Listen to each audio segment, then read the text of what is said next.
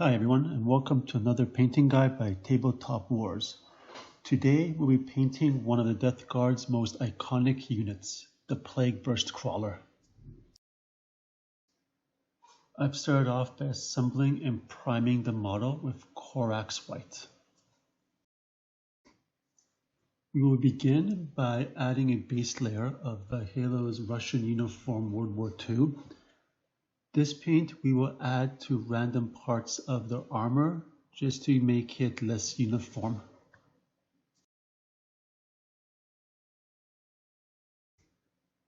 We're going to move on to the tracks.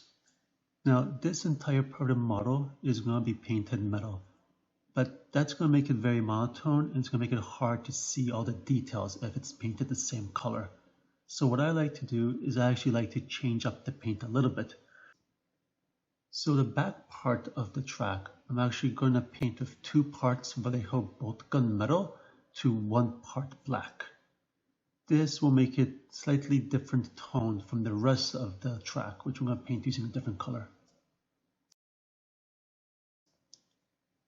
For all these little pieces inside, I'm actually going to paint these using 1 part Vallejo bolt gun metal and 1 part Vallejo rust. This will cause the details to stick out as it's a slightly different shade than the background. Next, for the thin chainmail, I am going to use Vallejo Chrome.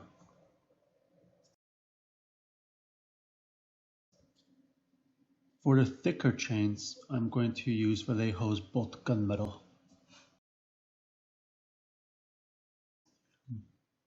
For the mortar, again I'm going to combine Vallejo bolt gun metal with black, except this time it's going to be a 1:1 ratio, so it will be darker than the tracks.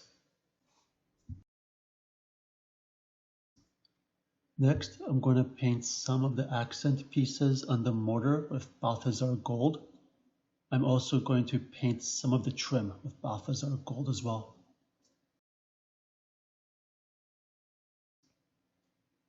The tracks themselves are going to be a mixture of 1 part Vallejo's bolt gun metal, 1 part Vallejo rust, and 1 part black.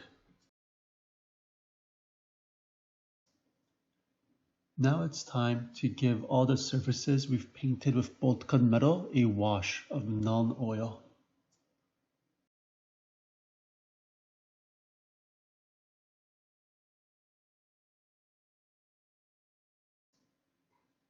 Similarly, all of the surfaces we've painted Balthazar Gold are going to get a wash of Agrax Earthshade.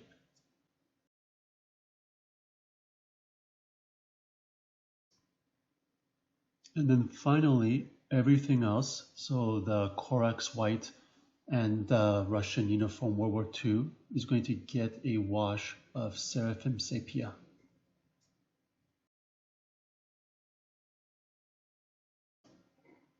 Once the wash is dried, we're going to add some staining to the model. We're going to do this by adding patches of Agrax Earthshade and Nuln Oil to some of the random parts and recesses. We're going to try to make it look like streaks and grime running down the model.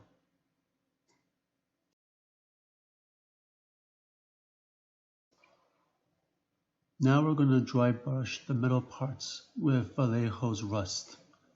This is just to give it more of that dirty look.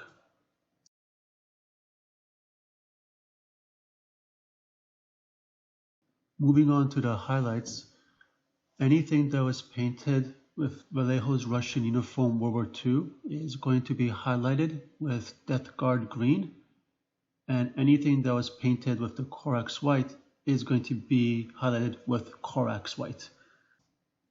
We can highlight with Corax White because the Seraphim Sepia has darkened the original base color.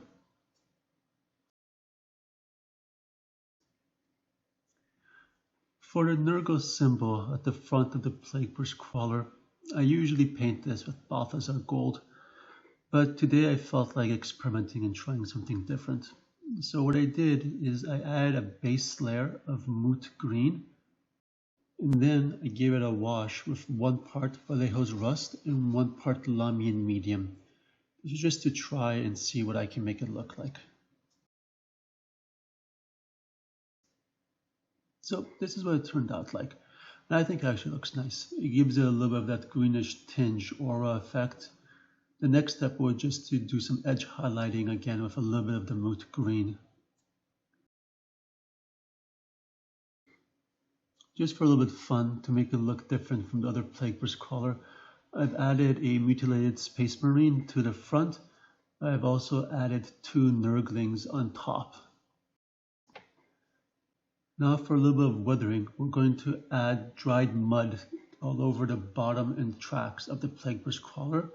And we're going to do this by mixing 1 part Dryad bark with 1 part Lamian Medium. And we're just going to wash that all over the bottom of the tank.